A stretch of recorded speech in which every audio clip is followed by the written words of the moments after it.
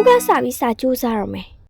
ကိုဒီလိုမျိုးအထက်ထက်အခါခါပြောနေပေမဲ့ကိုယ့်ရဲ့အချိန်တွေကိုဖုန်းသုံးရင်းနဲ့ပဲဖြုံးကြည့်နေရောလားဒါဆိုရင်တော့ဒီဗီဒီယိုလေးကိုအဆုံးထိကြည့်ခဲ့ပေးကြပါအောင်ရှင်စာလုံးတော့မယ်လို့ဆုံးဖြတ်လိုက်ပေမဲ့ငါမှအချိန်တွေအများကြီးရှိသေးရပဲအခုမလုပ်လဲရပါသေးတယ်နောက်မှလုပ်ပါမယ်လေဆိုပြီးတော့ပြစ်ထားလိုက်ကြအများရဲ့ပေါ့နော်ပြီးတော့ TikTok တို့ Facebook တို့လို social media တွေမှာတွားပြီးတော့အချိန်ဖြုံးတတ်ကြပါတယ်social media သုံးရင်းသားနဲ့အချိန်1နာရီ2နာရီဆိုတာကဘလို့ကုံလို့ကုံသွားမှန်းတောင်မသိဘူးနိုင်ကြည့်လိုက်တော့ TikTok ကြည့်နေတာက2နာရီလောက်ကြာသွားတယ်အဲ့ကြမှာ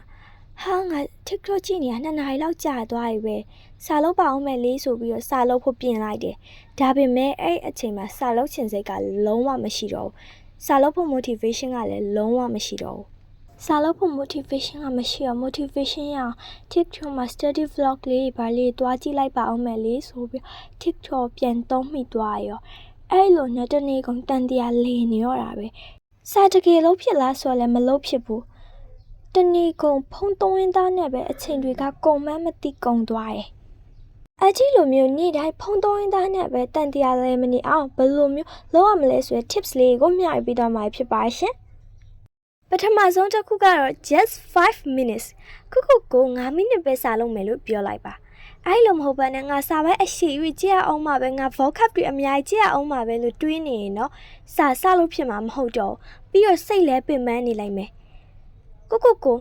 ငါ9မိနစ်ပဲစာလုပ်မယ်ပြီးရင်နားမယ်လို့ပြောလိုက်တကယ်ရန်တော့စာကစာလုပ်ဖို့ပဲခက်တာပါစာလုပ်လိုက်ပြီဆိုတာနဲ့နောက်ပိုင်းကလွယ်သွားပါတယ်ဒုတိယအချက်ကတော့ keep your phone far away စာလုံးနေတဲ့အချိန်ဖုန်းကိုအဝေးမှာချပါ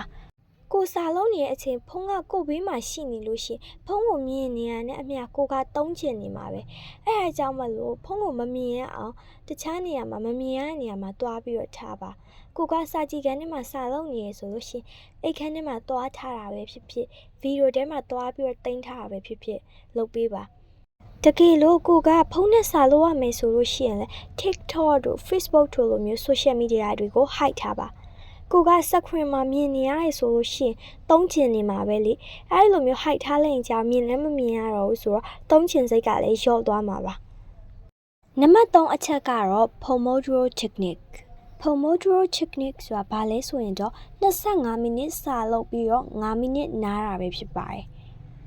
လူတွေကစာလုပ်တဲ့အခါမှာအကြာကြီးအာရုံစူးစိုက်နိုင်ဖို့အရန်ခက်ခဲပါတယ်။ဒါကြောင့်စာလုပ်တဲ့အခါ Pomodoro technique လေးကိုသုံးတာကအရန်ကိုမှအဆင်ပြေပါတယ်။အမြင်1နာရီ2နာရီစာကြည့်စပွဲမှာဇက်တိုက်ထိုင်ပြီးမနာဘဲနဲ့လုပ်နေရတဲ့စာလို့ရှင်25မိနစ်ဆိုတာကခဏလေးပါပဲ။ကိုက25မိနစ်အတွင်းမှာစာကိုတေချာအာရုံစူးစိုက်ပြီးလုပ်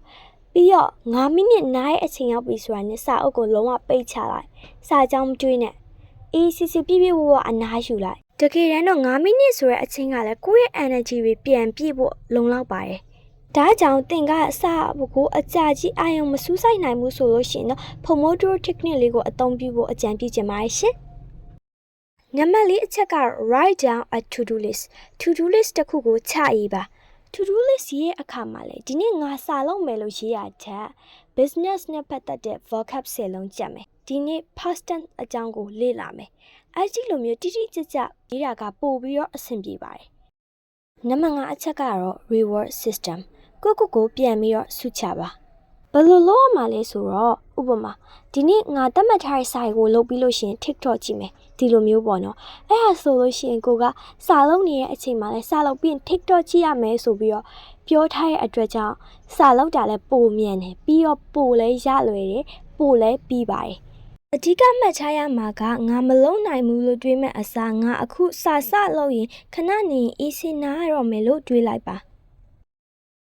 ဒီနေ့ဗီဒီယိုလေးကတော့ဒီလောက်ပါပဲရှင်ဒီဗီဒီယိုလေးကတင့်အတွက်အကျိုးရှိလိုက်မယ်လို့မျှော်လင့်ပါတယ်တကယ်လို့ဒီဗီဒီယိုလေးကတင့်အတွက်အကျိုးရှိရဆိုရင်တော့ English Bestie Diary YouTube channel လေးကို like and subscribe လုပ်ခဲ့ပေးကြပါအောင်ရှင် Thanks for watching bye